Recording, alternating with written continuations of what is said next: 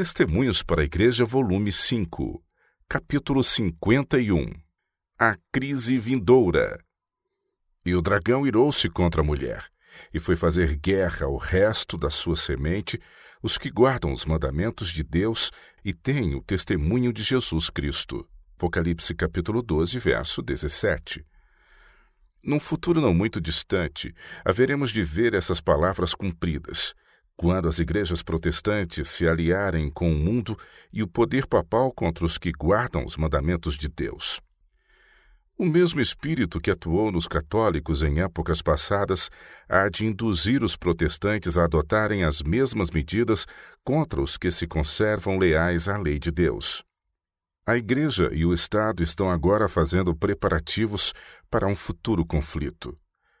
Como outrora os católicos, os protestantes estão agindo dissimuladamente para exaltar o domingo. Por todo o país, a Igreja Papal está elevando seus gigantescos e maciços edifícios, em cujos recessos se hão de repetir as cenas de perseguição de outros tempos. O caminho está sendo aparelhado em proporções vastas para a manifestação dos prodígios de mentira, mediante os quais Satanás pretende enganar, se possível, até os escolhidos. O decreto que será promulgado contra o povo de Deus há de oferecer muita semelhança com o de Assuero contra os judeus nos dias de Ester. O edito persa se originara na maldade de Amã contra Mardoqueu, não porque este lhe houvesse feito mal, mas porque se recusara a tributar-lhe a reverência que só a Deus é devida. A decisão do rei foi obtida sob falsos pretextos, mediante uma errônea representação do caráter desse povo. O plano fora inspirado por Satanás, ao qual interessava desarraigar da terra os que preservam o conhecimento do Deus vivo. Mas essas aspirações falharam diante do poder dos que são enviados a servir a favor dos homens. Anjos magníficos em poder tiveram a incumbência de proteger o povo de Deus, e as maquinações de seus adversários recaíram sobre eles próprios nas suas consequências. O mundo protestante moderno vê no pequeno grupo de observadores do sábado um Mardoqueu à porta. Seu caráter e conduta, exprimindo a verdadeira reverência pela lei de Deus, são uma acusação constante para os que renunciaram ao temor do Senhor, calcando a pé seu santo sábado. Os intrusos e inoportunos precisam de alguma maneira ser eliminados. O mesmo espírito despótico que noutras eras tramou contra os fiéis há de tentar extirpar da face da terra os que temem a Deus e obedecem à sua lei. Satanás há de incitar a indignação contra uma minoria que conscienciosamente se recusa a aceitar costumes e tradições populares. Muitos homens de destaque e reputação hão de associar-se aos maus e aos que são adversos à lei, a fim de tomarem conselho contra o povo de Deus. A riqueza, o talento e a educação hão de aliar-se a fim de cobri-los de ignomínia. Juízes perseguidores, pastores e membros de igreja hão de conspirar contra eles. De viva voz e com a pena, com ameaça, escárnio e zombaria, hão de tentar derrotar a sua fé. Desvirtuando os fatos e por meio de apelos violentos hão de procurar instigar as paixões do povo, não podendo apresentar contra os defensores do sábado bíblico está escrito, à falta deste lançarão mão da violência. A fim de se fazerem populares e conquistarem a simpatia do povo, os legisladores hão de ceder ao desejo deste e obter leis dominicais. Os tementes a Deus, entretanto, não podem aceitar uma instituição que viola um dos preceitos do Decálogo. Nesse campo de batalha, será ferido o último grande conflito da controvérsia entre a verdade e o erro. E não somos deixados na dúvida sobre o desenlace dessa batalha. Então, como nos dias de Mardoqueu, o Senhor vindicará seu povo e sua verdade. Por um decreto que terá por objetivo impor uma instituição papal em contraposição à lei de Deus, a nação americana se divorciará por completo dos princípios da justiça. Quando o protestantismo estender os braços através do abismo, a fim de dar uma das mãos ao poder romano e a outra ao espiritismo, quando por influência dessa tríplice aliança, os Estados Unidos forem induzidos a repudiar todos os princípios de sua Constituição, que fizeram deles um governo protestante e republicano e adotar medidas para a propagação dos erros e falsidades do papado, podemos saber que é chegado o tempo das operações maravilhosas de Satanás e que o fim está próximo. Como a aproximação dos exércitos romanos foi um sinal para os discípulos da iminente destruição de Jerusalém, assim essa apostasia será para nós um sinal de que o limite da paciência de Deus está atingido, que as nações encheram a medida de sua iniquidade, e o anjo da graça está a ponto de dobrar as asas e partir da terra para não mais tornar. O povo de Deus entrará então num período de aflição e angústia, que o profeta designa como tempo de angústia para Jacó. Jeremias capítulo 30, verso 7. O clamor dos fiéis perseguidos se elevará até ao céu. E como o sangue de Abel clamou a Deus desde o pó, assim haverá também vozes clamando desde a sepultura dos mártires, das profundezas do oceano, das cavernas dos montes e das masmorras dos conventos. Até quando, ó verdadeiro e santo dominador, não julgas e vingas o nosso sangue dos que habitam sobre a terra? Apocalipse capítulo 6, verso 10. O Senhor está fazendo sua obra.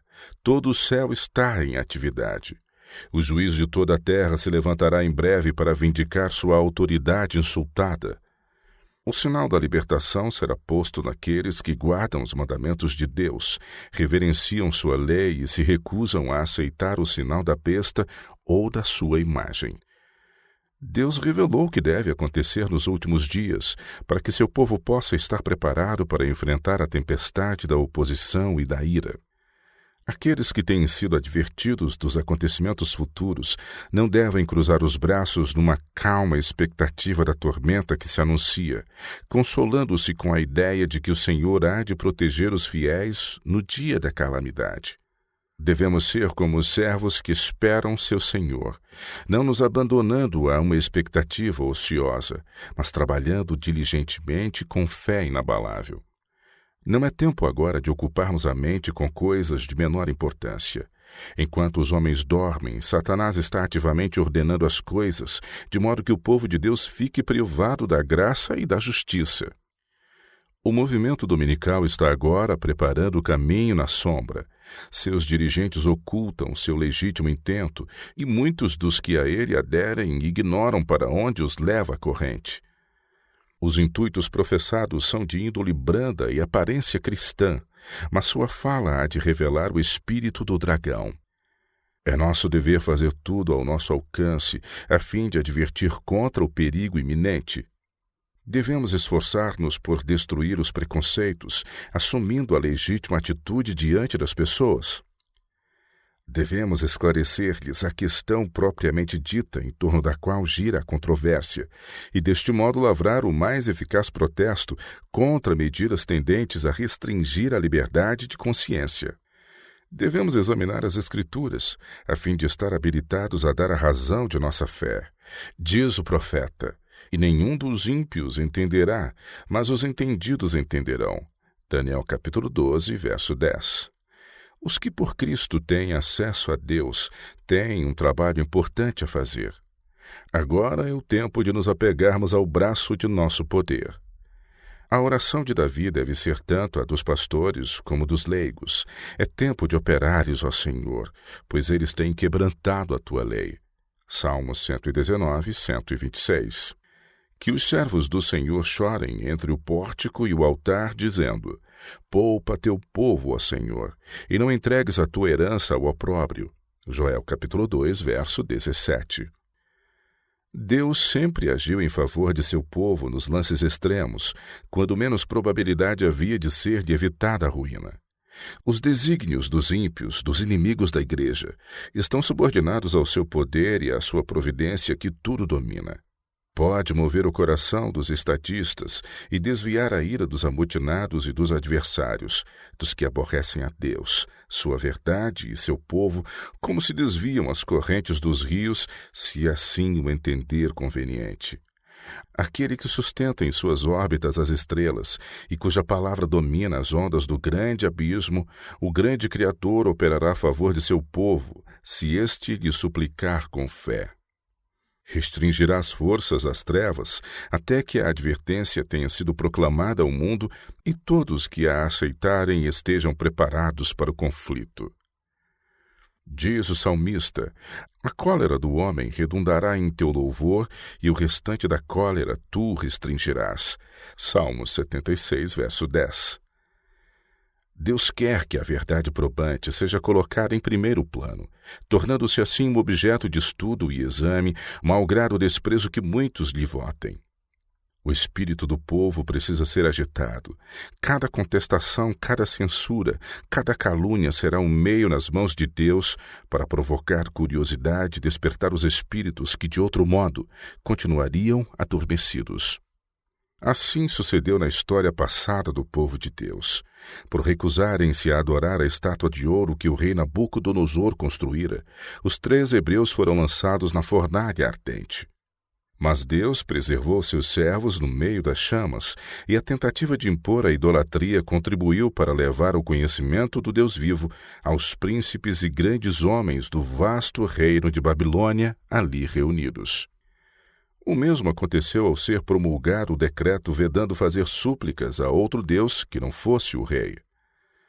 Quando, pois, Daniel, conforme seu costume, fazia suas súplicas diante de Deus 3 vezes ao dia, seu caso provocou a atenção dos príncipes e governadores, e teve oportunidade de falar por si e revelar o Deus verdadeiro. Então apresentou a razão por que só se deve adorar ao Deus vivo, e expôs o dever que temos de render-lhe louvor e honra. A libertação de Daniel da cova dos leões foi outra prova de que o ser a quem servia era o legítimo Deus. Da mesma maneira, a prisão de Paulo contribuiu para levar o evangelho diante de reis, príncipes e governadores que de outro modo não teriam recebido a luz. O esforço feito para retardar o progresso da verdade há de contribuir para estendê-la. A excelência da verdade se revela melhor a cada novo ponto de vista do qual se observa. O erro exige disfarce e dissimulação. Veste-se da indumentária de anjos, mas com cada revelação de seu verdadeiro caráter, diminui sua probabilidade de êxito.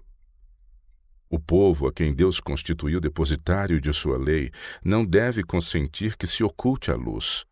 A verdade tem de ser proclamada nos lugares tenebrosos da terra. Os obstáculos têm de ser enfrentados e vencidos. Resta uma grande obra a fazer, e essa obra está confiada aos que conhecem a verdade. A esses cumpre fazer agora ardentes preces a Deus. O amor de Cristo deve derramar-se em seu coração e o Espírito de Cristo tomar posse deles, preparando-os para estarem em pé no dia do juízo. Enquanto se consagram a Deus, um poder convincente há de apoiar-lhes os esforços na apresentação da verdade a outros, e a sua luz abrirá acesso a muitos corações. Não devemos continuar a dormitar no terreno encantado de Satanás, mas socorrer-nos de todos os nossos recursos e lançar mão de todas as facilidades que a providência nos depara. A última advertência tem de ser proclamada a muitos povos e nações e línguas e reis. Apocalipse capítulo 10, verso 11. E a promessa é esta: eis que eu estou convosco todos os dias, até a consumação dos séculos. Mateus capítulo 28, verso 20.